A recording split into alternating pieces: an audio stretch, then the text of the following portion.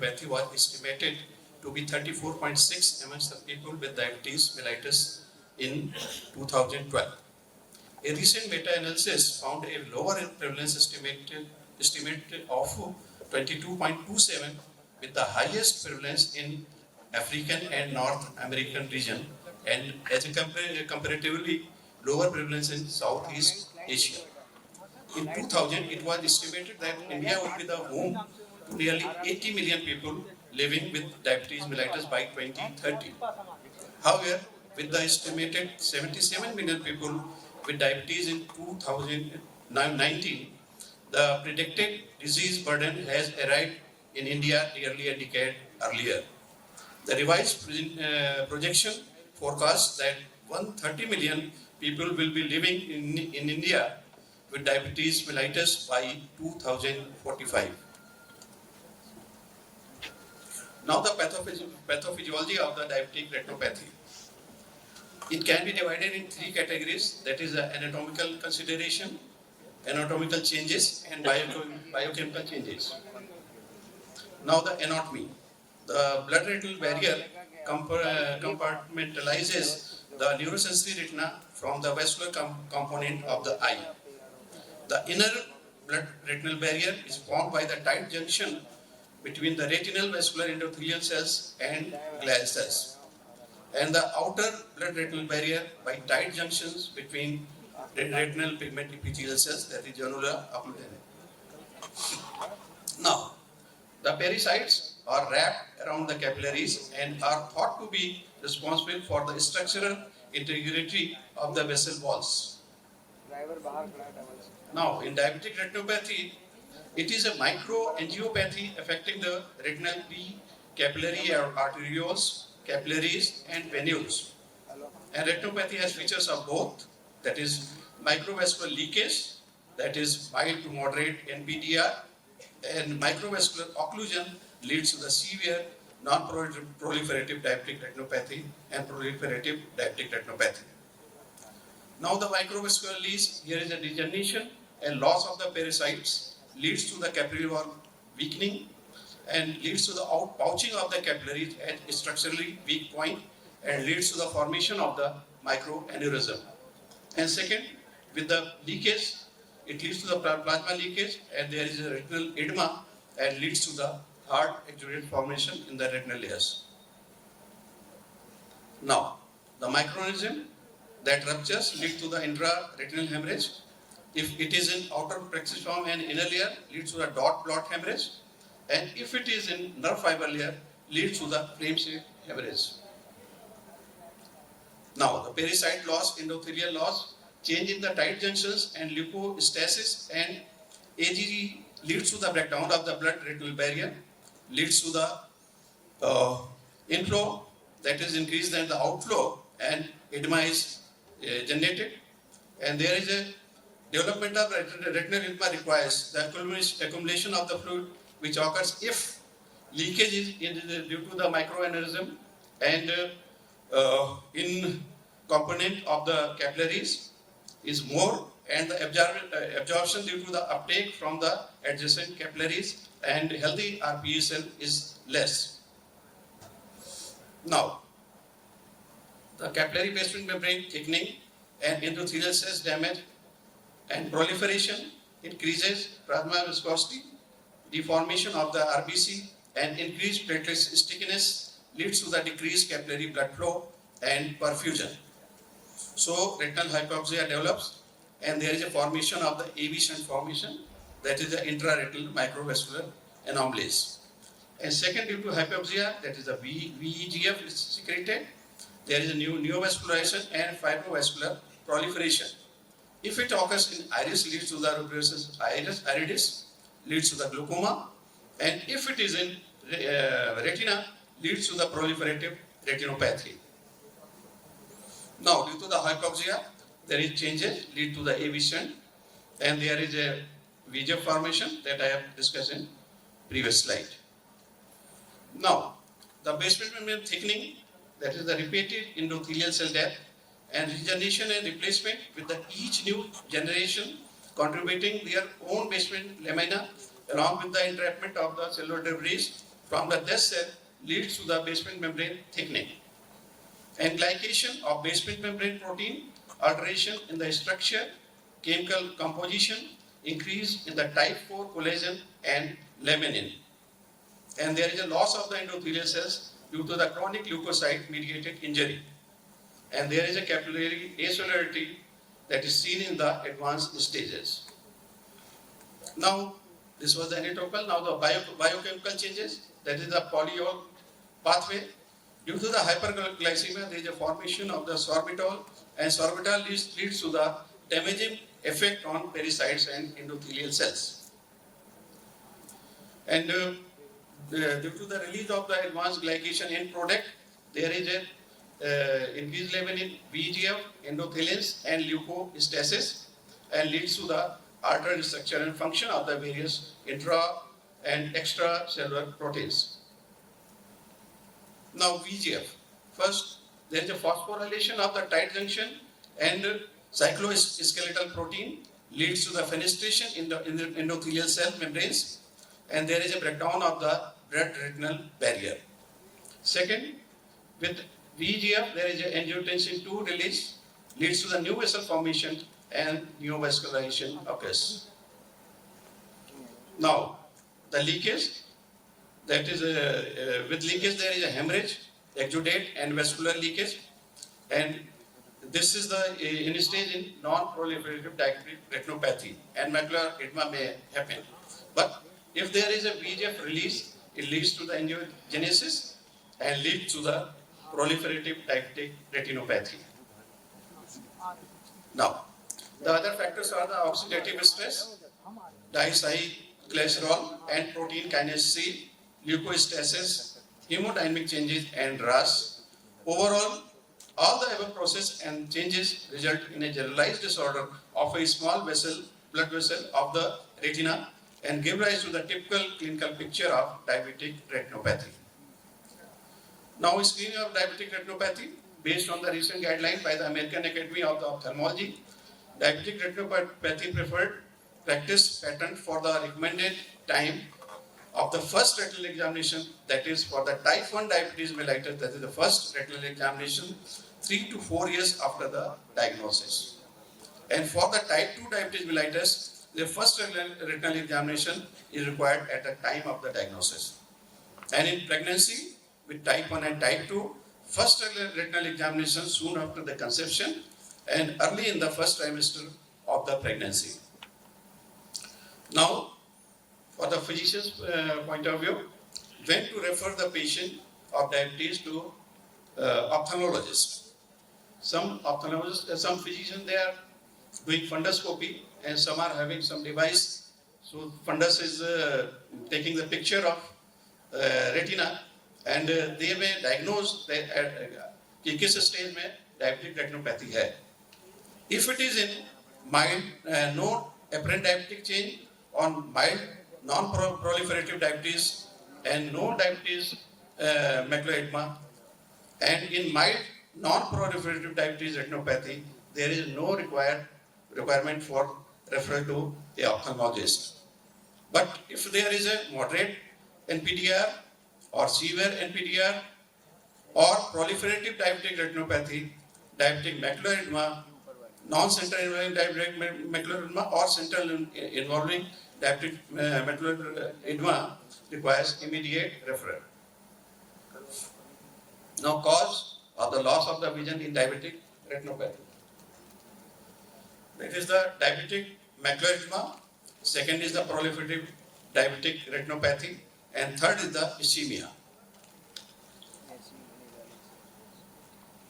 Now, management of the diabetic retinopathy requires a multifactorial and multidisciplinary action. There are two fundamental approaches to diabetes retinopathy management, that is systemic treatment, good control of the diabetes, blood sugar control, and blood lipid control. And ocular treatment is anti-VEGF treatment, laser photocoagulation, vitrectomy, intravitreal, injection of the corticosteroids. Now, diabetic retinopathy and metabolic control. Good metabolic control can retard the progression of the diabetic retinopathy and even reverses some changes especially macular edema and heart exudates. The glycosylated hemoglobin, serum lipids, renal function, hypertension, anemia, and medicine like pioglitazone, this has to be taken in consideration. Now the HbA1c level, every 1% reduction in HbA1c reduces the risk of the retinopathy developed by 35%. Now, the management of the macular edema, there is a good HbA1c control, blood pressure has to be controlled, renal status and lipid profile has to be controlled. And with diabetic macular edema and visual acuity is 6/6, then there is no need for treatment. And if visual acuity is good, but there is a cyst presentation, needs a treatment. And this macular edema that is done by the OCT for the retinal thickness and to rule out the vitreomacular traction and epiretinal membrane. If the macular edema is non-center involving diabetes macular edema, then FFA is done and focal and grid laser is done. If it is center involving diabetes macular edema, then anti-VEGF treatment is required. Now, role of the OCT in macular edema. These are the few points to be considered. And the cystoid edema, neurosensory detachment, epiretinal membrane, vitreomacular traction, and identify the loss of the ellipsoid zone and disruption of the ELM for the prognosis point of view. Now, here is a picture of the OCT showing the center involving spongy retina and small cyst and hard exudates. Now, this is the diabetic maculopathy. This is the center involving spongy edema, small cyst and hard exudates in the retinal layers. Now, this is the maculopathy with serious detachment. Here, the role of the hypertension and proteinuria control is required.